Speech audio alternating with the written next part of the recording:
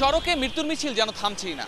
গতকালও পথচারী পারাপারের জন্য নির্ধারিত জেব্রা ক্রসিংয়েই প্রাণ হারালো বাংলাদেশ ইউনিভার্সিটি অব প্রফেশনালস বিউপির আন্তর্জাতিক সম্পর্ক বিভাগের ছাত্র আবরার আহমেদ চৌধুরী। রাজধানীর প্রগতি সরণি এলাকায় সুপ্রভাত পরিবহনের একটি বেপরোয়া বাসের চালক চাপা দেয় তাকে। দর্শক, আমি শফিকুল হক আপনাদের সবাইকে আমন্ত্রণ জানাচ্ছি এটিএন নিউজের নিয়মিত আয়োজন মেট্রোসিম সিমেন্ট আমাদের কথায়। আজ শুনবো নিরাপদ সড়ক নিয়ে আপনাদের মতামত। তবে তার আগে চলুন দেখে নেই গতকালের ঘটনা নিয়ে এটিএন নিউজে প্রচারিত একটি প্রতিবেদন। পথচারী পারাপারের জন্য নির্ধারিত স্থান জেব্রা ক্রসিং। সেই জেব্রা ক্রসিং দিয়ে রাস্তা পার হচ্ছিলেন বিইউপির আন্তর্জাতিক সম্পর্ক বিভাগের প্রথম বর্ষের শিক্ষার্থী আবরার আহমেদ চৌধুরী। জেব্রা ক্রসিংয়ে থাকা আবরারকে সজোরে ধাক্কা মারল সুপ্রভাত পরিবহনের একটি গাড়ি। মঙ্গলবার সকালের রাজপথ বিশ্ববিদ্যালয়ের শিক্ষার্থীর রক্তে লাল। ঘটনাস্থলেই প্রাণ হারান আবরার। এমন বিষণ্ণ সকাল আবরারের পরিবার আর সহপাঠীরা কিছুতেই মানতে পারেনি। তাই রাজপথে আবারও নিরাপদ সড়কের দাবিতে উত্তাল অবরোধ, বিক্ষোভ।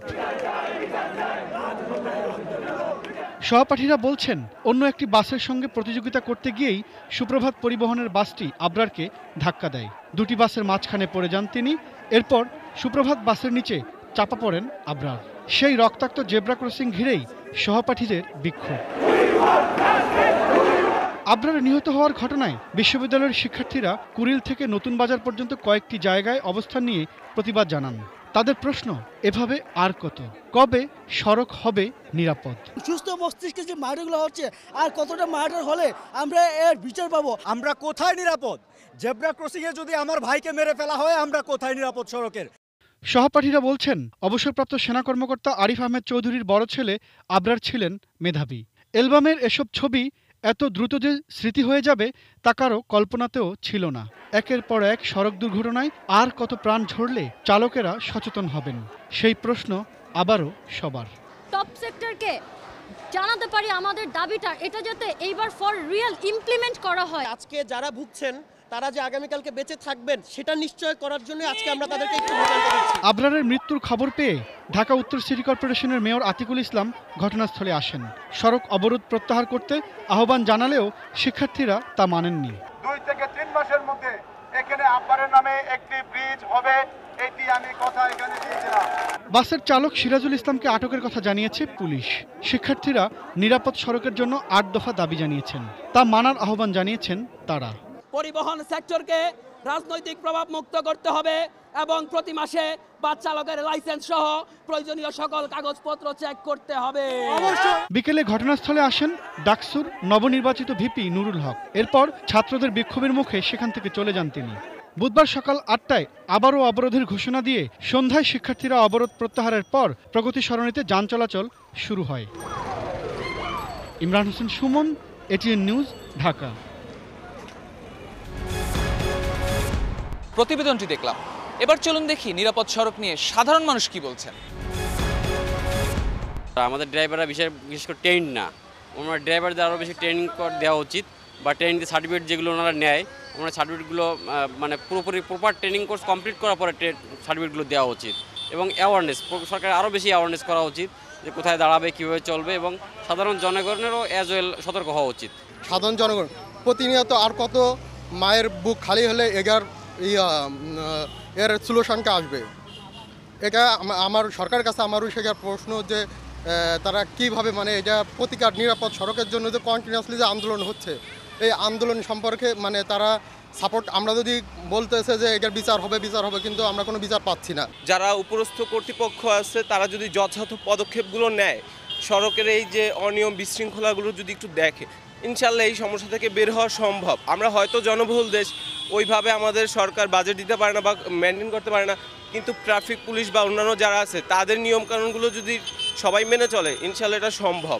আমাদের দেশে তো সব কিছুই এরকম নিয়ম, মানে আইনের শাসনের অভাব। সবচেয়ে বড় কথা হলো এটা, জনগণের সচেতনতা এবং আইনের মানে শাসনের অভাব। যারা গাড়ি চালায় তাদেরকে সচেতন হয়ে গাড়ি চালানো উচিত, আমি এটাই মনে করি।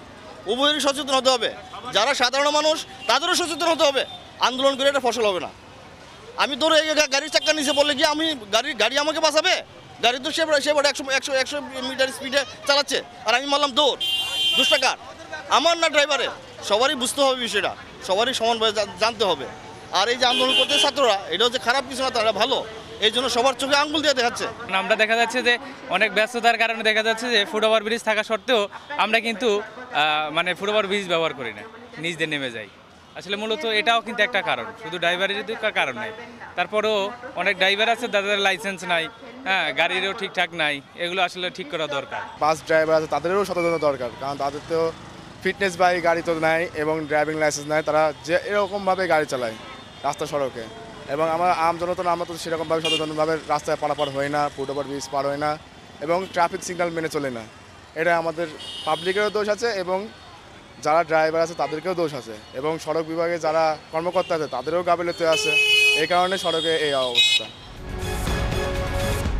সর্বপ্রথম প্রশিক্ষণের ব্যবস্থা করা উচিত ড্রাইভারদের, তারপরে পাবলিকেরও দেখা গেছে যে একটা করা উচিত যে নিয়মকানুন রাস্তাঘাটে কীভাবে চলা লাগবে, সেই নিয়মকানুনটা যদি মান্য যদি চলে তাইলে হয়তো অনেক, আমার মনে হয় যে অনেক হবে আর কি, ইমপ্রুভ হবে।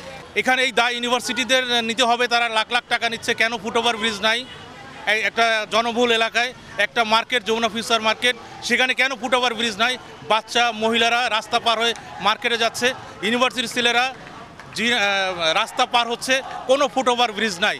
এই জন্য টোটালি এটার জন্য দায়ী উত্তর সিটি কর্পোরেশনের মেয়র, তার অবিলম্বে এখানে একটা ফুটওভার ব্রিজ অবিলম্বে দেওয়া উচিত। প্রতিযোগিতা কেন প্রতিযোগিতা? দেখা যায় যে তারা তাদের যে মানে টাকাটা তোলার জন্য মালিকের পক্ষ থেকে চাপ, মানে এটা প্রথম থেকে ধরতে হবে প্রশাসনকে, প্রথম থেকে ধরতে হবে যে যেন এই সমস্যাটা না হয়, তাদের ভিতরে যেন এই প্রতিযোগিতা না আসে, এটা মালিক পক্ষের সাথে বসতে হবে। তাহলে আমার মনে হয় আস্তে আস্তে জিনিসটা যখন ড্রাইভাররা যারা বুঝবে যে না আমরা প্রতিযোগিতা করব না, আমরা নিয়ম মেনে যাই, তাহলে আমি মনে করি আর এই অ্যাক্সিডেন্ট হবে না। তবে এর খুব দ্রুত বিচার হওয়া উচিত। আপনি দোষ দিবেন প্রশাসনের, দোষ দিবেন অমুকের, কিন্তু আমি যে কতটুকু দোষী এই বিচার তো আপনারা কেউ করতেছেন না।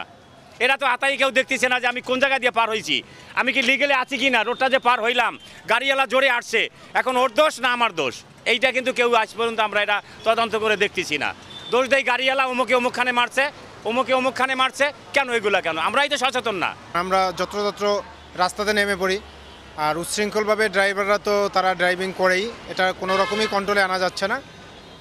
এটা মালিক পরিবহন সমিতির একটা ব্যর্থতা এবং সাধারণ মানুষেরও ব্যর্থতা আছে, কারণ আমরা সচেতন হলেও তারা সচেতন হতে বাধ্য।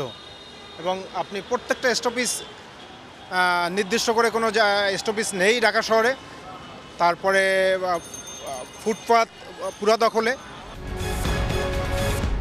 এই ছিল আমাদের কথার আজকের পর্বে। আবার দেখা হবে অন্য কোনো দিন অন্য কোনো বিষয়ে। সে পর্যন্ত ভালো থাকুন, সুস্থ থাকুন আর সঙ্গে থাকুন এটিএন নিউজের।